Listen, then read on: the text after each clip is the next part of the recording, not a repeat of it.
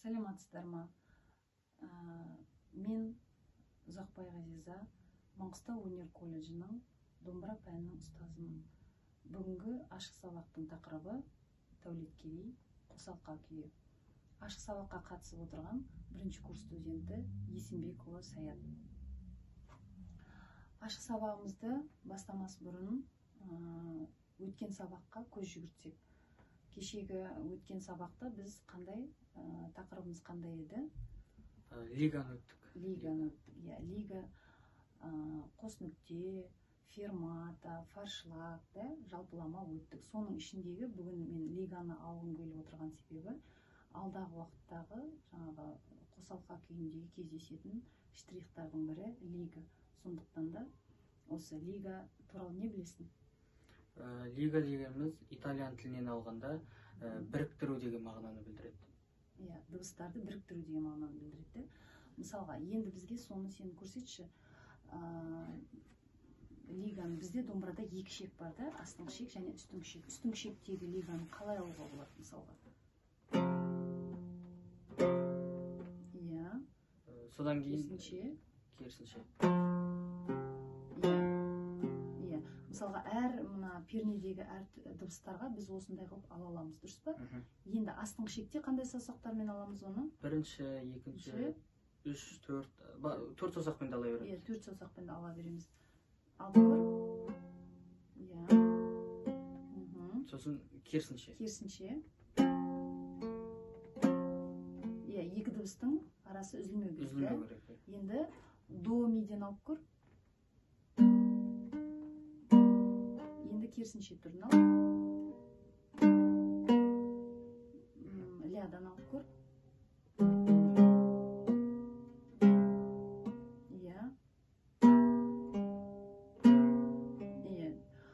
Жақсы.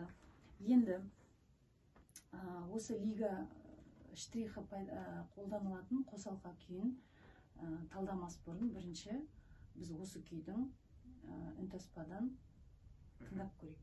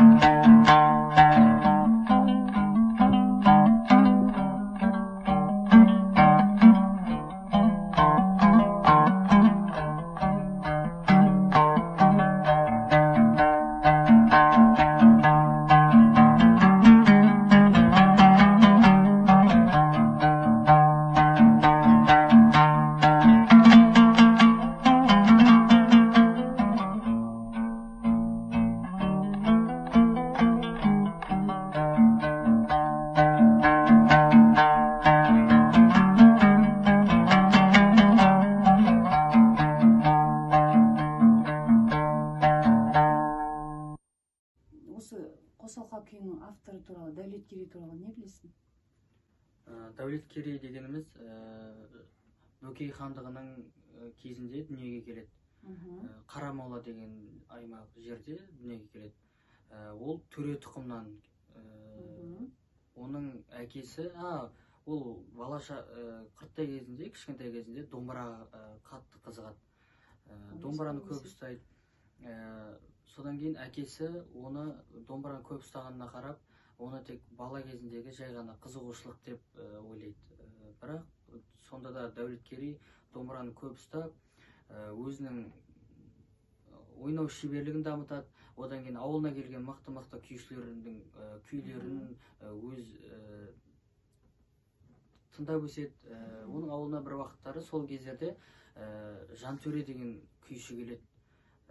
Сол кезде Жантөренің өзінің Шалқыма деген күйін өзінен күні түнде сұрап, тыңдап,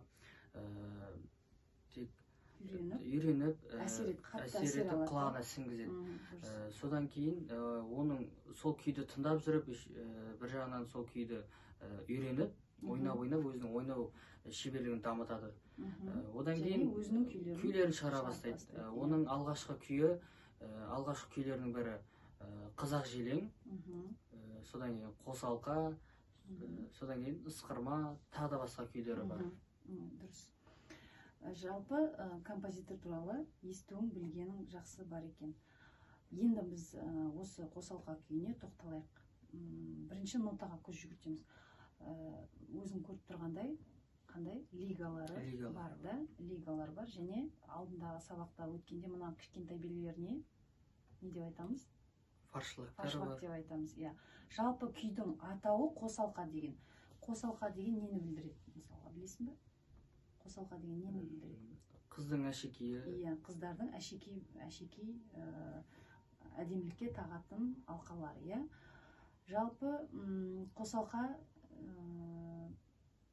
әйел образына суреттейді, Ахмедияров атамыз айтқандай, профессор, өзің танисың ғой, Қарша Ахмедияров ағамыз айтқандай, бұл күйде ұзатылып келе жатқан қыздың бейнесі, керуені, әдемілікке да ішінде толы.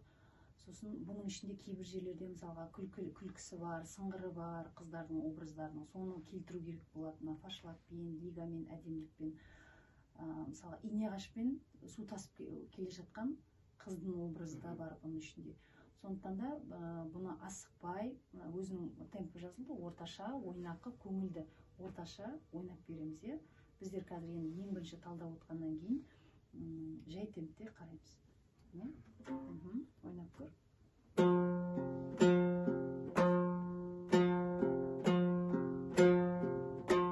Енді тоқта. Мына жерде үшінші дыбысың қандай? Ұзақтығы төрттік та? Бұған төрттікке мән береміз. Сосын вибрация аламыз да?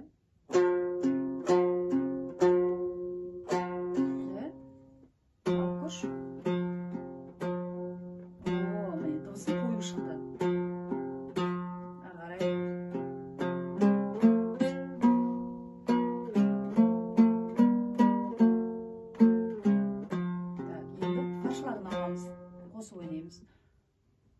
Екінші рет ойна.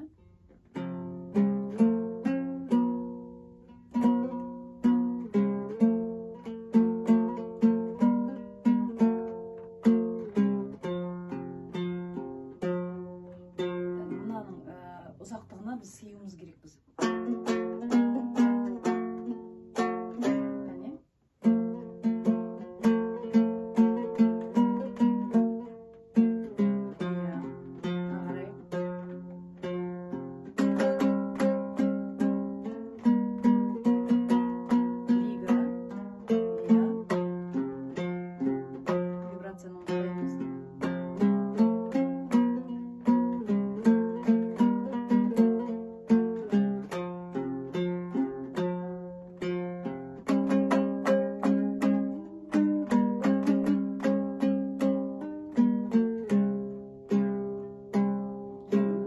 Фаршлаг алайықшы.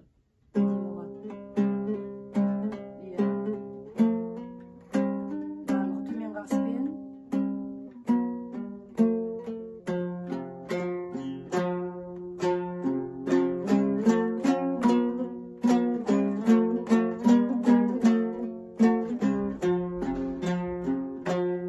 Бұл бірінші буынымыз. Бұл жерде жалпы күйлердің формасына қарағанда бас буын, орта буын, негізгі буын, қайырмасы болады арасында да, буындардың арасында саға, сосын орта буын, сосын бас буынмен шектелетін едік қой. Бұл жерде мысалға негізгі әуені осы соль пернесінен басталады үстіңгі шегінің, және дәл сол әуен екінші дәл солай транспортталады, яғни транспозиция деп айтамыз да бізде музыка тілінде. Ол транспорт деген сөз, яғни бір жерден екінші жерге көшіруді. Сол сияқты мына бас буындағы рөлін ойнап тұрған мына жердегі соль пернесіндегі әуенді біз мына жерге толығымен көшіреміз. Соған мән берсең, ертең өзің күйді жаттауда да бұл саған оңайлық тудырады. Енді дәл осындай қылып, осын қайталаймыз. Жоқ, бұл ойнадық. Енді келесі. Дәл сондай қылып, до пернесіне ойнаймыз. Мана фаршлактарымен дәл сондай ұзақтығында.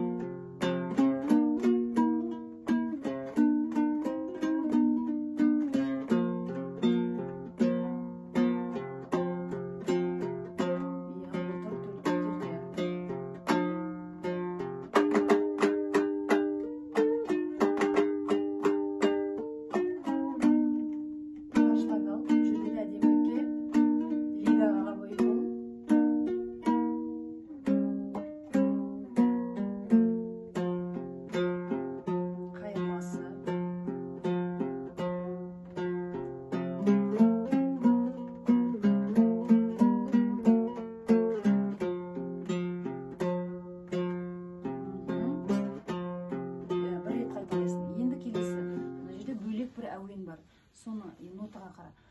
Лига бар, және келесі нота төрттік, сосын несі бар? Фаршлагы бар. Соны алып үлгеруіміз керекпіз.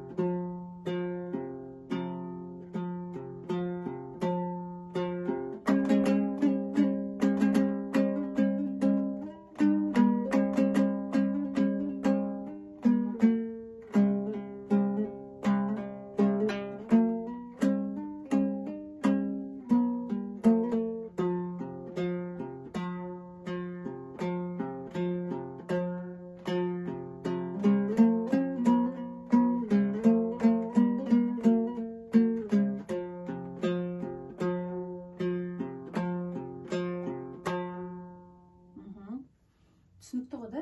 Күй жалпы түсінікті. Лиганың бұл алдыңғы сабақпен байланыстылығы, лиганы алғанымыз, мінекей енді күйдің барысында бұл саған оңайлық тудырып отыр да. Сосын бір айта кетерлік жағдай, жаман емес, бәрі де уақытпен келеді, фаршлақтарын бәрін орнына қою керек. Жалпы Дәулеткерейдің өзінің мектебі, жалпы домбырада бізде 8 мектеп бар, 7 мектеп бар. Соның бір мектебінің көрнекті өкілі, біздің Дәулеткерей мектебін біз бөлек өз алдына аламыз да.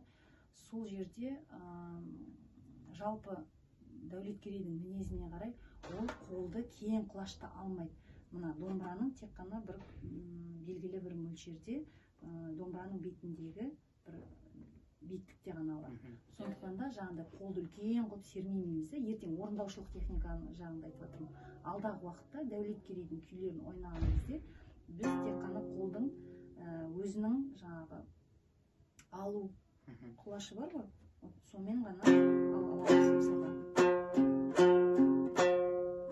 Мынандай үлкен құлаш ол бізде Құрманғазыда және Динада кездеседі.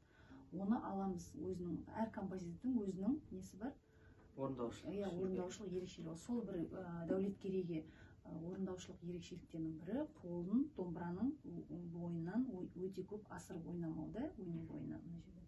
Соны қаперіңе салып отыр. Фаршлактарың жақсы, лигаң жақсы, түсінікті. Үйге тапсырма, осы күйді нотамен жүргізіп ойнап кел, мүмкін болса жаттап ал. Себебі өте кішкентай күй, мына жердегі бір ғана әуен, екінші жерде қайталанады, сағасы бар, сосын арада нелер бар, қайырмалар бар. Қайырмамен сосын күй. Әуен өте құлаққа жағымды, тез жатталады деп ойлаймын. Саған қиындық тудырады деп ойламаймын. Бүгінгі бағаң саған сабақты қорытындылайын, баға қоймайын, сенің бағаң толық 4. Алдағы уақытта үлкен үмітпен, саған үлкен үмітпен қойып отырмын. Одан да жақсы баға алады деп. Үйге тапсырма, осы күйді пысықтап, нотамен мүмкін болса жаттап ал. Осымен Дәулеткерей қосалқы атты біздің ашық сабағымыз аяқталды.